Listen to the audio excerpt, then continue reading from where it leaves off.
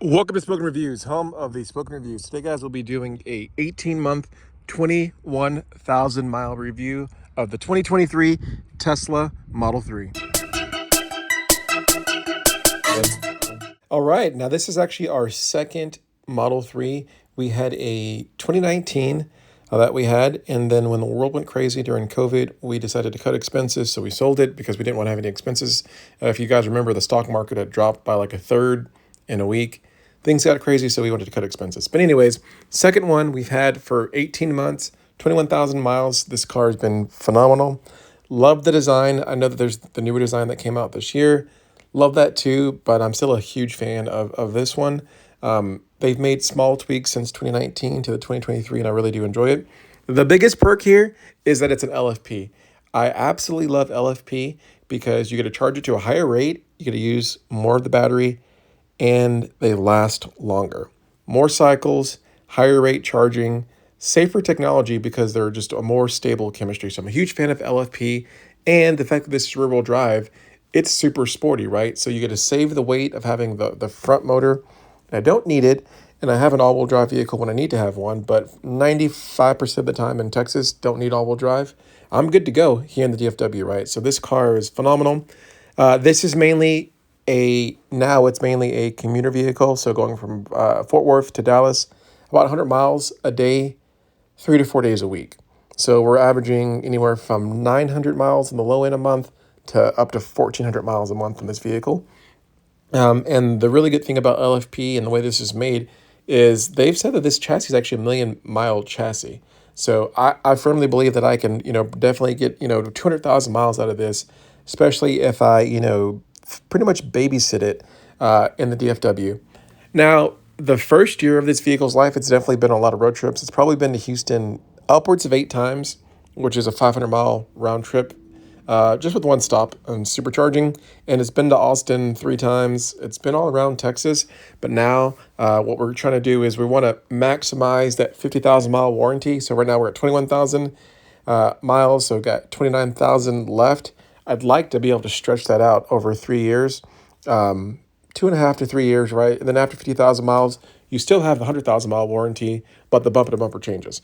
But again, as you can see, very small changes between this model and the other one. The big perk, again, LFP, huge fan of LFP. I do think that one day I do want to black out the pillars here, so it has that floating look. And that's pretty easy to do. You just basically, just those white A and B pillars, you basically put a blackout. Looking at the front is awesome. Not the biggest, but it gets the job done. I can definitely, get a small piece of luggage in here, backpack, duffel bag, sometimes my tennis shoes, kids' toys. Around town, sometimes we'll even put the food in there. So good job on the front. On to the trunk. As you can see, this is Real World Reviews. This trunk is being used on a regular basis, right? So we're always putting stuff in and out of it for work, for family, just really good use. And I will say that the trunk, in my opinion, is very comparable to the vehicles in its class.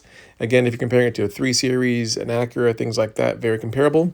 Car seats fit really good. You can definitely get two comfortably, but if you wanted to get a third car seat, you'd have to go with a much more narrow car seat. Not going to get 3 full-size car seats in here. Just not going to happen. Nor will you get a full-size adult. You might be able to get a small adult in between these, but you're not going to get a full-size adult. But overall, I mean, I just love this vehicle. The efficiency, right? So when I had my Model Y, just the height and the over Model Y, you lose a lot of efficiency. But this Model 3 is very slick and sleek. It just cuts through the air. So you're actually, super efficient. You're using little energy on going through the air. And because of that, the range is awesome, right? So not only am I charging to 90% on a regular basis, I'm getting awesome range because it's so sleek. Now, one of the best parts about having a Tesla, again, is always going to be the fact that you get the latest and greatest software. And it's hard to put a price on that, right? It doesn't matter if you have a 2018 Model 3 or if you have a 2024 Model 3. You're going to get the updates. As long as your hardware can support it, you're going to get the updates, which is freaking awesome because a lot of vehicles, they struggle with updates if they even have updates, right? We've all had vehicles where, model year over model year, you just fall further and further behind. The biggest perk of Tesla is the software, right? This is a software company that makes electric vehicles versus the traditional manufacturers are car companies that, honestly struggle making software. And I don't know why more of them aren't like poaching Tesla software employees, right? I don't know if I should be saying that out loud, but right, like you have the greatest software people, offer them higher salaries, bring them over, but they're not doing that.